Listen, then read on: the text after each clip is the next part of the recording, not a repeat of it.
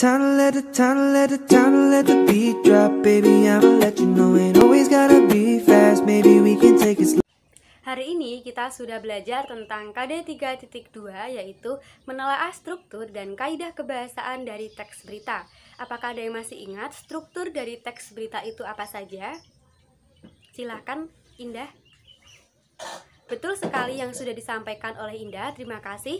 Struktur dari teks berita meliputi 3 hal, yaitu orientasi berita, peristiwa, dan sumber berita. Orientasi berita merupakan pengenalan atau hal apa yang akan dibahas dalam berita. Yang kedua adalah peristiwa. Peristiwa merupakan kejadian atau suatu hal yang akan diberitakan atau yang diberitakan secara rinci dan berurutan. Yang ketiga adalah sumber berita.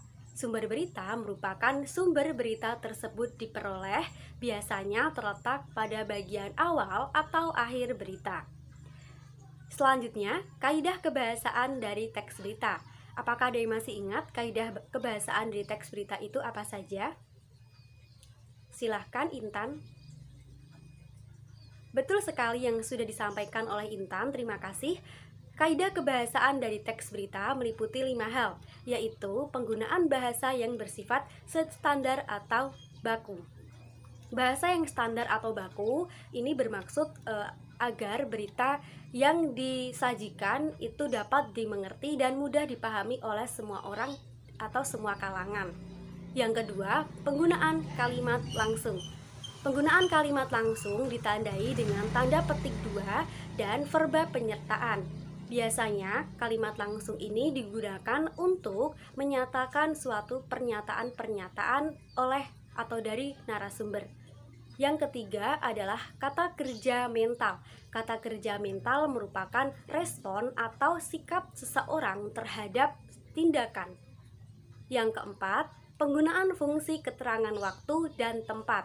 Biasanya, suatu berita menggunakan keterangan waktu dan tempat bertujuan agar berita tersebut dapat dimengerti dan lebih jelas. Yang kelima adalah penggunaan konjungsi temporal.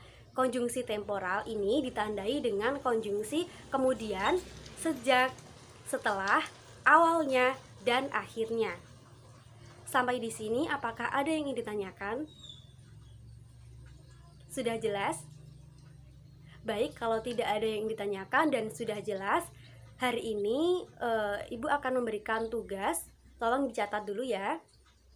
Tugas pada pertemuan hari ini, silahkan masing-masing siswa untuk membuat 1 buah berita. Dan diperhatikan juga struktur dan kaidah kebahasaan yang sudah kita pelajari pada hari ini. Silahkan tugasnya dikerjakan pada 1 lembar folio dan dikumpulkan pada pertemuan selanjutnya. Jadi pada pertemuan selanjutnya kita akan membahas tugas yang telah kalian kerjakan. Seperti itu ya. Baiklah, karena waktu atau jam pelajaran sudah hampir selesai, pertemuan pada hari ini dicukupkan ya. Terima kasih atas perhatian dan partisipasinya. Selamat melanjutkan belajar dan jangan lupa tugasnya dikerjakan. Wassalamualaikum warahmatullahi wabarakatuh. Time to let the beat drop, baby. I'ma let you know ain't